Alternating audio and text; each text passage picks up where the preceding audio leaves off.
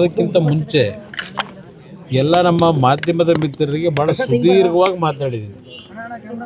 ಅದು ಕಾವೇರಿ ನೀರಿಗೆ ಸಂಬಂಧಪಟ್ಟಂಥ ವಿಷಯ, ಜೊತೆಗೆ ಈಗ ಹೊಸದಾಗಿ DPR ಕೊಟ್ಟಿದ್ರು ಅದನ್ನು ಮತ್ತೆ ಬೇರೆ ರೀತಿಯಲ್ಲಿ ಪುನರ್ವಿಮರ್ಶೆ ಮಾಡಿ ಕಳಿಸಿ ಅಂತಕ್ಕಂಥ ಒಂದು ವಾಪಸ್ ಕಳಿಸಿರ್ತಕ್ಕಂಥದ್ದೇನಿದೆ ಮೇಕೆದಾಟಿನ DPR ವಿಷಯದಲ್ಲಿ, ಅದೆಲ್ಲ ಸುದೀರ್ಘವಾಗಿ ಮಾತಾಡಿದ್ದೀನಿ. ಅದರ ಜೊತೆಗೆ ಇವತ್ತು ಈ ಊರಿನಲ್ಲಿ ಇಬ್ಬರು ರೈತ ದಂಪತಿಗಳು ಆತ್ಮಹತ್ಯೆ ಮಾಡ್ಕೊಂಡಿರ್ತಕ್ಕಂಥದ್ದು ಒಂದು ಭಾಗ. ಈಗಾಗಲೇ ರಾಜ್ಯದಲ್ಲಿ ಕಳೆದ 3 ವರ್ಷದಲ್ಲಿ ಕಾಂಗ್ರೆಸ್ ಸರ್ಕಾರ ಬಂದ ಮೇಲೆ ಸುಮಾರು 780ಕ್ಕೂ ಹೆಚ್ಚಿನ ರೈತರು ಆತ್ಮಹತ್ಯೆಯಾಗಿದೆ. ಈ ವರ್ಷ ಕಳೆದ 5-6 ತಿಂಗಳಿನಲ್ಲಿ ಬಹುಶಃ ನೂರಾರು ಆತ್ಮಹತ್ಯೆಗಳು ಪ್ರಾರಂಭ ಆಗಿದೆ.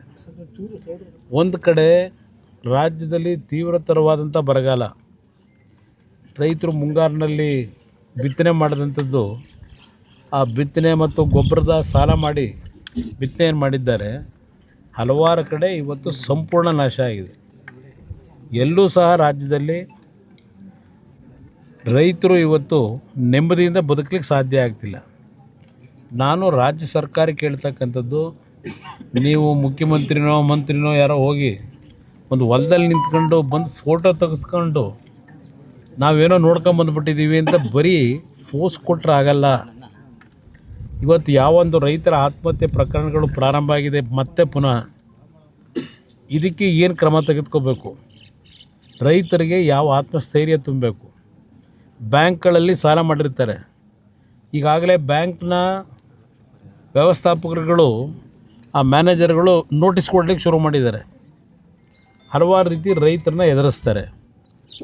ಇದರ ಹಿನ್ನೆಲೆಯಲ್ಲಿ ಸರ್ಕಾರದ ಜವಾಬ್ದಾರಿ ಏನು? ಸರ್ಕಾರದ ಜವಾಬ್ದಾರಿ ಇವತ್ತು ರೈತ ಬದುಕ್ತಕ್ಕಂಥದ್ದಕ್ಕೆ ಒಂದು ಆತ್ಮಸ್ಥೈರ್ಯ ತುಂಬಬೇಕಾದ್ರೆ, ಇವತ್ತು ಅತ್ಯಂತ ಸಂಕಷ್ಟದ ಪರಿಸ್ಥಿತಿಯಲ್ಲಿ ಇಡೀ ರಾಜ್ಯದಲ್ಲಿ ರೈತರು ಭಾಳ ಕಷ್ಟದಲ್ಲಿದ್ದಾರೆ.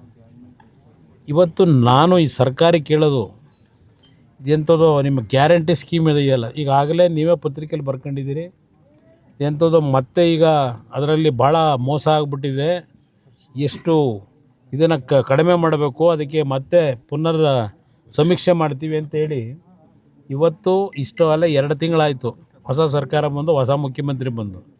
ಇವರು ಬಂದ ಮೇಲೆ ತಾನೇ ಹೇಳಿದ್ದು ಹಲವಾರು ರೀತಿಯಲ್ಲಿ ದುರುಪಯೋಗ ಆಗ್ತಿದೆ, ಇದು ಸರಿಪಡಿಸ್ಲಿಕ್ಕೆ ಸಮೀಕ್ಷೆ ಮಾಡ್ತೀವಿ ಅಂತ ಹೇಳಿ. ಈ 2 ತಿಂಗಳಲ್ಲಿ ಇನ್ನೂ 50% ಸಮೀಕ್ಷೆ ಆಗಿಲ್ಲ. ಇವತ್ತೇ ಪತ್ರಿಕೆಯಲ್ಲಿ ಬರ್ಕೊಂಡಿದ್ದೀರಿ, ಮಾಧ್ಯಮ ಸ್ನೇಹಿತರೆ ಬರೆದಿದ್ದೀರಿ. ಅದರಿಂದ ಏನು ವಚನಭ್ರಷ್ಟ ಅಂತ ಯಾರೂ ಬೈಯೋದಿಲ್ಲ. ನುಡಿದಂತೆ ನಡೆದಿದ್ದೇವೆ ಮಾಡಿ ರೈತರ ಆತ್ಮಹತ್ಯೆಗಳು ನಡೀತಾ ಇದೆಯಲ್ಲ, ನಮ್ಮ ರೈತರ ಕಡೆಯೂ ಸ್ವಲ್ಪ ಗಮನ ಕೊಡಿ. ರೈತ ಬದುಕಿದ್ರೆ ಈ ದೇಶ, ರೈತ ಇಲ್ಲದೆ ಇದ್ದರೆ ಈ ದೇಶ ಕೇಳೋರು ಯಾರು? ಆ ಪರಿಸ್ಥಿತಿಗೆ ಬರ್ತೀವಿ. ಅದರಿಂದ ಇವತ್ತು ಆ ಗ್ಯಾರಂಟಿ ಸ್ಕೀಮ್ನ ಒಂದು ಸೈಡ್ಗೆ ಇಟ್ಟುಬಿಡಿ. ಏನು ನೀವೇನು ದುಡ್ಡು ಕೊಡ್ತಿರೋದು ಅಷ್ಟರಲ್ಲೇ ಇದೆ. ವೃದ್ಧಾಪ್ಯ ವೇತನ, ಪೆನ್ಷನ್ಗಳು, ವಿಧವೆಯರಿಗೆ 18 ಲಕ್ಷಕ್ಕೋ 20 ಲಕ್ಷಕ್ಕೋ ಕುಟುಂಬಗಳಿಗೆ ಕಳೆದ 4 ತಿಂಗಳಿಂದ ದುಡ್ಡು ಕೊಟ್ಟಿಲ್ಲ. ಹಸುಗಳು ಸತ್ತಿದ್ದಾವೆ, ಕುರಿಗಳು ಸತ್ತಿದ್ದಾವೆ. ಇನ್ನೂ ಎಷ್ಟು ಈ ವರ್ಷದ ಅರ್ಜಿ ಕೊಟ್ಕೊಂಡವರಲ್ಲ ರೈತರು, ಹಸು ಸತ್ತು ಕುರಿ ಸತ್ತಿರತಕ್ಕಂಥದ್ದು ಸುಮಾರು 100 ಕೋಟಿ, ಅದರದ್ದು ದುಡ್ಡು ಕೊಟ್ಟಿಲ್ಲ. ಇನ್ನು ಹಲವಾರು ಕಡೆ ನೀವೇ ಏನೇನು ಪರಿಸ್ಥಿತಿ ಇದೆ ಅಂತೇಳಿ ಸರ್ಕಾರದ ಕಿವಿ ಹಿಂಡ್ತಾನೂ ಇದ್ದೀರಿ ನೀವು ಮಾಧ್ಯಮದ ಸ್ನೇಹಿತರು. ಆದರೂ ಸಹ ಅದು ಯಾವುದನ್ನು ಚಕಾರ ಎತ್ತಾ ಇಲ್ಲ ಸರ್ಕಾರದಲ್ಲಿ. 3 ದಿನ 4 ದಿನ ಡೆಲ್ಲೀಲಿ ಕೂತ್ಕೊತೀರಿ. 30 ಜನ 40 ಜನ MLAಗಳ ಅಲ್ಲಿ ಕೂತ್ಕೊಂಡು ನಮಗೆ ಮಂತ್ರಿಗಿರಿ ಅಂತೇಳಿ ಅಲ್ಲೇ ಅಲಿತಾ ಅವ್ರೆ.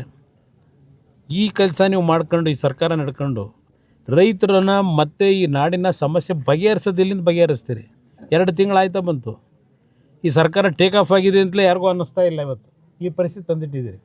ಅದರಿಂದ ಇವತ್ತು ಈ ಸರ್ಕಾರದಲ್ಲಿ ರೈತನ ಕಷ್ಟಗಳೇನಿದೆ ಅದಕ್ಕೆ ಇವತ್ತು ಏನಾದರೂ ಒಂದು ಪರಿಹಾರಗಳನ್ನು ಸರ್ಕಾರ ತೀರ್ಮಾನ ಮಾಡಬೇಕು. ರೈತರು ಈ ಬೆಳೆ ಬೆಳೀಲಿಕ್ಕೆ ಬೆಳೆ ಸಾಲ ಏನು ತಗೊಂಡಿದ್ದಾರೆ, ಆ ಬೆಳೆ ಸಾಲದ ಸಂಪೂರ್ಣ ಮಾಹಿತಿಗಳನ್ನು ಪಡೆದು ತಕ್ಷಣ ಆ ಬೆಳೆ ಸಾಲಕ್ಕೆ ಏನಾದರೂ ಒಂದು ಪರ್ಯಾಯದಂಥ ವ್ಯವಸ್ಥೆಯನ್ನು ಸರ್ಕಾರ ಮಾಡಬೇಕು ಅಂತಕ್ಕಂಥ ಆಗ್ರಹ ಮಾಡ್ತೀನಿ.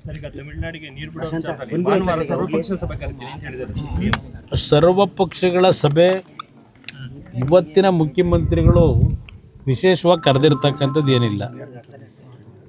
ರಾಜ್ಯದಲ್ಲಿ ಕಳೆದ 30-40 ವರ್ಷಗಳಲ್ಲಿ ತಮಿಳುನಾಡಿನ ಒತ್ತಡಗಳೇನಿದೆ ಆ ಹಿನ್ನೆಲೆಯಲ್ಲಿ ಸುಪ್ರೀಂ ಕೋರ್ಟ್ನ ತೀರ್ಪುಗಳು, ಟ್ರಿಬ್ಯುನಲ್ ಕೊಟ್ಟಿರ್ತಕ್ಕಂಥ ತೀರ್ಪುಗಳ ಹಿನ್ನೆಲೆಯಲ್ಲಿ ಹಲವಾರು ಬಾರಿ ಈ ಒಂದು ಸಂಕಷ್ಟಗಳೇನು ಬಂದಿದೆ. ನಮ್ಮ ಜಲಾಶಯಗಳಲ್ಲಿ ನೀರಿಲ್ಲದೆ ಅಂಥ ಸಂದರ್ಭದಲ್ಲೂ ತಮಿಳುನಾಡು ನಮ್ಮಗಳ ಮೇಲೆ ಒತ್ತಡವನ್ನು ಹೇರ್ತಕ್ಕಂಥದ್ದು ಈ ಭಾರತದ ಒಕ್ಕೂಟದ ವ್ಯವಸ್ಥೆಯಲ್ಲಿ ನಾವೇನು ತಲೆಬಾಗ್ತಾ ಬಂದಿದ್ದೇವೆ. ಕರ್ನಾಟಕ ರಾಜ್ಯ ಇವತ್ತು ರಾಜ್ಯ ಸರ್ಕಾರ ಮಾಡಬೇಕಾಗಿರ್ತಕ್ಕಂಥ ಪ್ರಥಮ ಆದ್ಯತೆ ಯಾವೊಂದು ಕಾವೇರಿ ಮ್ಯಾನೇಜ್ಮೆಂಟ್ ಅಥಾರಿಟಿ ಅವರು, ರೆಗ್ಯುಲೇಟರಿ ಅಥಾರಿಟಿ ಇರ್ಬೋದು, ಮ್ಯಾನೇಜ್ಮೆಂಟ್ ಅಥಾರಿಟಿ ಇರ್ಬೋದು, ತೀರ್ಪನ್ನು ಈಗ ತೆಗೆದುಕೊಂಡು 3,500 ಕ್ಯೂಸೆಕ್ಸ್ ನೀರು ಬಿಡಿ ಅಂತಕ್ಕಂಥ ಆದೇಶ ಮಾಡಿದ್ದಾರೆ.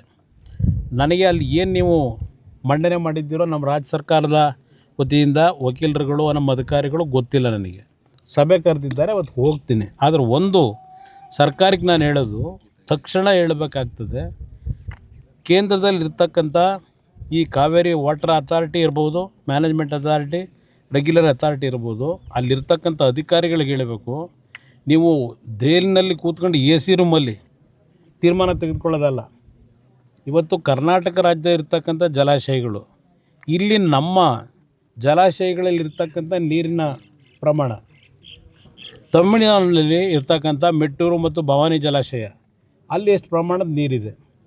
ಇವತ್ತು ನಮ್ಮ ರಾಜ್ಯ ಸರ್ಕಾರ ಕಳೆದ 2-3 ತಿಂಗಳಿಂದನೇ ಮಂಡ್ಯ ಜಿಲ್ಲೆಯ ರೈತರಿಗೆ ನೀವು ಯಾರು ಬೆಳೆಗೆ ನೀರು ಕೊಡಲಿಕ್ಕಾಗೋದಿಲ್ಲ, ಯಾರು ಬೆಳೆನೇ ಹಾಕಬೇಡಿ ಅಂತ ಹೇಳ್ಬಿಟ್ರು. 3 ತಿಂಗಳಿಂದ ಯಾರು ಬೆಳೆಬೇರೆ ಅಂತ ಬೆಳಿಬೇಡಿ ಅಂತೇಳಿ ಸೂಚನೆ ಕೊಟ್ಬಿಟ್ರು ಅಧಿಕಾರಿಗಳು. ತಮಿಳುನಾಡಲ್ಲಿ ಏನಾಗಿದೆ, ಇಷ್ಟೊತ್ತಿಗೆ ನಮ್ಮ ರಾಜ್ಯ ಸರ್ಕಾರದಿಂದ ಯಾರನ್ನಾದರೂ ಕಳಿಸಿ ಅಲ್ಲಿ ಏನೇನಿದೆ ಪರಿಸ್ಥಿತಿ, ಇವತ್ತು ಅವ್ರು ನೀರು ಕೇಳ್ತಾ ಇರೋದು ತಮಿಳುನಾಡಿನಲ್ಲಿ ಕುಡಿಲಿಕ್ಕೆ ನೀರಿಲ್ಲ ಅಂತ ನೀರು ಕೇಳ್ತಾ ಇದ್ದಾರೋ, ಇಲ್ಲ ಅವರು ಲಕ್ಷಾಂತರ ಎಕರೆನಲ್ಲಿ ಬೆಳೆ ಬೆಳ್ಕೊಂಡವರಲ್ಲ ಅದಕ್ಕೆ ಬೆಳೆಗೆ ನೀರು ಕೇಳ್ತಾ ಇದ್ದಾರೋ, ಇದನ್ನೆಲ್ಲ ಇಷ್ಟೊತ್ತಿಗೆ ಮಾಹಿತಿಗಳನ್ನು ಸಂಗ್ರಹ ಮಾಡಿ ಅಲ್ಲಿ ಹೇಳಬೇಕಾಗಿತ್ತು ಅಥಾರಿಟಿ ಮುಂದೆ. ನಮ್ಮ ರಾಜ್ಯದಲ್ಲಿ ಕುಡಿಲಿಕ್ಕೆ ನೀರಿಲ್ಲ, ನೀವು ಅಲ್ಲಿಗೆ ನೀರು ಬಿಡಿ ಅಂತೀರಿ. ಅವರು ಕೃಷಿ ಬೆಳೀಲಿಕ್ಕೆ ನೀರು ಕೇಳ್ತಾ ಇದ್ದಾರೋ, ಬೆಳೆ ಬೆಳೀಲಿಕ್ಕೆ ಕುಡಿಯೋ ನೀರು ಕೇಳ್ತಾ ಇದ್ದಾರೋ ಅಂತಕ್ಕಂಥದ್ದನ್ನು ವಾದ ಮಾಡಬೇಕಲ್ಲ. ವಾಸ್ತವಾಂಶ ತೆಗೆದುಕೊಂಡು ಹೋಗಿ ಅದು ಏನೇನು ಮಾಡ್ಕೊಂಡವರೋ ಗೊತ್ತಿಲ್ಲ. ಇದು ಸರ್ಕಾರ ಮೊದಲನೇ ಆದ್ಯತೆ ಮೇರೆಗೆ ಅಲ್ಲಿ ಒತ್ತಡ ಇರಬೇಕು. ನೀವು ಬನ್ನಿ ಅಲ್ಲಿ 2 ಭಾಗದಲ್ಲಿ ನೋಡಿ ಏನು ಪರಿಸ್ಥಿತಿ ಇದೆ ಅದನ್ನು ನೋಡಿ ತೀರ್ಮಾನ ಮಾಡೋಣ. ಕುಡಿಯೋ ನೀರಿದ್ದರೆ ಹೌದು, ಮೊದಲನೇ ಆದ್ಯತೆ ಕುಡಿಯೋ ನೀರಿಗೆ ಕೊಡಬೇಕು. ಆ ನಿಟ್ಟಿನಲ್ಲಿ ನಾವು ತಲೆಬಾಗಲಿಕ್ಕೆ ಸಿದ್ಧ ಇದ್ದೇವೆ. ಆದರೆ ಅಲ್ಲಿ ಒಂದು ಕಡೆ ರೈತರು ಬೆಳೆ ಬೆಳ್ಕೊಂಡು ಅದನ್ನು ಇವತ್ತು ಲಕ್ಷಾಂತರ ಎಕರೆಯಲ್ಲಿ ಬೆಳ್ಕೊಂಡಿದ್ದಾರೆ, ಅದಕ್ಕೆ ಅವ್ರು ನೀರು ಕೇಳ್ತಾ ಇದ್ದಾರೆ, ಕುಡಿಯೋ ನೀರಿಗೆ ಕೇಳ್ತಾ ಇಲ್ಲ ಅವರು.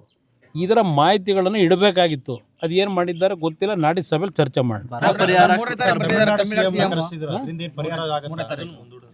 ಈಗ ಬರ್ತಿದ್ದಾರೆ, ನಾನು ಬರೋದು ಬೇಡ ಅಂತ ಹೇಳಲ್ಲ. ಇವರು ಆಹ್ವಾನ ಕೊಟ್ಟರು, ಅವ್ರು ಬರ್ತಾ ಇದ್ದಾರೆ. ಆದರೆ ಅವ್ರನ್ನ ಸಂಭ್ರಮ ಮಾಡಿ ವಿಜೃಂಭಣೆ ಮಾಡ್ಕೊಂಡು ಕರ್ಕೊಂಡು ಬರಬೇಕಾದ ಅವಶ್ಯಕತೆ ಇಲ್ಲ. ಬರಲಿ, ಅವ್ರ ಜೊತೆ ಕೂತು ಚರ್ಚೆ ಮಾಡಿ. ಇವತ್ತು ಸ್ವಾತಂತ್ರ್ಯ ಪೂರ್ವಕ್ಕಿಂತಲೂ ಹಿಂದಿನಿಂದಲೂ ನಮ್ಮ ರಾಜ್ಯದ ಮೇಲೆ ಆಗಿರತಕ್ಕಂಥ ಅನ್ಯಾಯ ಇದು ನಿರಂತರವಾಗಿ ನಡ್ಕೊಂಬಂದಿದೆ. ನಮ್ಮ ರಾಜ್ಯದ ರೈತರು ಸಂಕಷ್ಟಕ್ಕೊಳಗಾಗಿದ್ದಾರೆ. ಇದಕ್ಕೆ ಪರಿಹಾರ ಕಂಡುಹಿಡಿತಕ್ಕಂಥ ನಿಟ್ಟಿನಲ್ಲಿ ಚರ್ಚೆ ಮಾಡೋಕ್ಕೆ ಬಂದರೆ ಸರಿ. ಅದು ಹೊರತುಪಡಿಸಿ ನೀರು ಕೊಡಿ ಅಂತ ಕೇಳಕ್ಕೆ ಬಂದಿದ್ದರೆ, ಈಗ ಹಿಂದೆ ನಡ್ಕೊಂಡಂಥ ಮುಖ್ಯಮಂತ್ರಿಗಳಿಗೂ ಇವ್ರಿಗೂ ವ್ಯತ್ಯಾಸ ಏನಿದೆ? ಅದರಿಂದ ನಾಡಿನ ಸಭೆ ಅವರೇನು 3ನೇ ತಾರೀಕು ಕರ್ಕೊಂಡಿದ್ದಾರೆ, ಕರೆಯೋದಕ್ಕೆ ನಂದು ವಿರೋಧ ಇಲ್ಲ. ಆದರೆ ನಿಜವಾದಂಥ ವಾಸ್ತವಾಂಶವನ್ನು ಅವ್ರ ಮುಂದೆ ಇಟ್ಟು ಎರಡೂ ರಾಜ್ಯದವರು ಅಣ್ಣ ತಮ್ಮಂದ್ರ ಥರ ಬದುಕಬೇಕು ಅಂತಕ್ಕಂಥದ್ದಿದ್ದರೆ ನಿಮಗೂ ಸರಿಯಾದ ರೀತಿಯಲ್ಲಿ ನಮ್ಮ ರಾಜ್ಯದ ರೈತರಿಗೂ ಗೌರವ ಕೊಡ್ತಕ್ಕಂಥದ್ದು, ಅಣ್ಣ ತಮ್ಮಂದ್ರ ರೀತಿ ಬದುಕ್ತಕ್ಕಂಥದ್ದಕ್ಕೆ ಒಂದು ವೇದಿಕೆ ಸಿದ್ಧ ಮಾಡಿ ಅಂತ ಕೇಳೋದು ಒಳ್ಳೆಯದು. ಪರಿಹಾರ ಕೇಳಿದ್ರೆ ಕೇಂದ್ರ ಕಡೆ ಕೈ ಬಿಟ್ಟು ತೋರಿಸ್ತಾರೆ. ರಾಜ್ಯ ಸರ್ಕಾರ ಇರೋದು ಯಾಕೆ? ಕೇಂದ್ರ ಸರ್ಕಾರದಿಂದ ಏನು ಕೊಡಬೇಕು ಕೊಡ್ತಾರೆ. ಇವತ್ತು ಫೈನಾನ್ಸ್ ಕಮಿಷನ್ಗಳೇನಿದೆ, ಫೈನಾನ್ಸ್ ಕಮಿಷನ್ನಲ್ಲಿ ಪ್ರತಿ ವರ್ಷದ ಬರಗಾಲಕ್ಕೆ, ಡಿಸಾಸ್ಟರ್ ಮ್ಯಾನೇಜ್ಮೆಂಟಿಗೆ ಎಷ್ಟು ಹಣ ಕೊಡಬೇಕು ಅನ್ನೋದು ಮೊದಲೇ ನಿಗದಿ ಆಗಿರ್ತದೆ. ಅದರ ಆಧಾರದ ಮೇಲೆ ನೀವು ಮಾಹಿತಿ ಕೊಟ್ಟರೆ ಇಲ್ಲಿ ಇರ್ತಕ್ಕಂಥ ಪರಿಸ್ಥಿತಿಗಳು, ಈ ಬರದ ಹಿನ್ನೆಲೆಯಲ್ಲಿ ನಮ್ಮ ರಾಜ್ಯದಲ್ಲಿ ಆಗಿರ್ತಕ್ಕಂಥ ಸಮಸ್ಯೆಗಳನ್ನು ತೆಗೆದುಕೊಂಡು ಕೇಂದ್ರ ಸರ್ಕಾರದ ಮುಂದೆ ಕೊಟ್ಟಾಗ ಅವ್ರು ಏನು ಕೊಡಬೇಕು ಕೊಡ್ತಾರೆ. ಈಗ ಫೈನಾನ್ಸ್ ಕಮಿಷನಲ್ಲಿ ಏನು ತೀರ್ಮಾನಗಳಾಗಿರ್ತೋ ಕೊಡ್ತಾರೆ. ರಾಜ್ಯ ಸರ್ಕಾರದಿಂದ ನೀವೇನು ಮಾಡ್ತೀರಿ? ನೀವು ಮಾಡಬೇಕಲ್ಲ. ಈಗ ನಾನು 2 ಬಾರಿ ಮುಖ್ಯಮಂತ್ರಿ ಆಗಿದ್ದೆ. 18ರಲ್ಲಿ ಈ ಕೊಡಗು ಜಿಲ್ಲೆ ಕೊಡಗಲ್ಲಿ ಮಳೆ ಆಗಿ ಮನೆಗಳು ಕುಸ್ತೋದ್ವಲ್ಲ, ನಾನು ಕೇಂದ್ರ ಸರ್ಕಾರಕ್ಕೆ ಅರ್ಜಿ ಹಾಕೊಂಡು ಕೂತಿದ್ನ. ಒಂದೊಂದು ಕುಟುಂಬ ಮನೆ ಕಳ್ಕೊಂಡವ್ರಿಗೆ 10.5 ಲಕ್ಷ ರೂಪಾಯಿ ಮನೆ ಕಟ್ಟಿಸ್ಕೊಟ್ರೆ ಇನ್ನೂ ಅಲಾಟ್ ಮಾಡಿಲ್ಲ. ನಾನು ಆ ಕಾಲದಲ್ಲಿ ತೆಗೆದುಕೊಂಡಂಥ ನಿರ್ಧಾರ ಇದೆಯಲ್ಲ, 8 ವರ್ಷ ಆಯ್ತಾ ಬಂತು. ಇವತ್ತಿನವ್ರಿಗೆ ಇನ್ನೂ ಎಷ್ಟೋ ಮನೆ ರೆಡಿಯಾಗಿದ್ದು ಇನ್ನೂ ಅಲಾಟ್ಮೆಂಟೇ ಮಾಡಿಲ್ಲ ಕೊಡಗಲ್ಲಿ. ನಾನು ಕೇಂದ್ರ ಸರ್ಕಾರ ಕಾಯ್ತಾ ಕೂತಿದ್ನ. ಮಾಡಿ ತೋರಿಸಿಲ್ವ ನಾವು? ರಾಜ್ಯ ಸರ್ಕಾರ ಇರೋದೇ ಅದಕ್ಕೆ ಯಥೇಚ್ಛವಾಗಿ ಬೇರೆ ಬೇರೆ ರೀತಿಯಲ್ಲಿ ವ್ಯವಹಾರ ಮಾಡ್ಕೊಂಡು ಹಣ ಖಾಲಿ ಮಾಡ್ಲಿಕ್ಕ? ರಾಜ್ಯದ ಜನ ತೆರಿಗೆ ಹಣ ಕೊಟ್ಟಿರೋದು ನೀವು ಮಜಾ ಮಾಡ್ಕೊಂಡಿರಿ ಅಂತಲ್ಲ. ಬರೀ ಕೇಂದ್ರ ಸರ್ಕಾರದ ಕಡೆ ಕೈ ತೋರಿಸಿ ನೀವೇನು ಮಾಡ್ತೀರಿ ಮೊದಲು ಅದೇ ಹೇಳ್ಬೇಕಲ್ಲ, ಜನಕ್ಕೆ ತಿಳಿಸ್ಬೇಕಲ್ಲ. Thank you.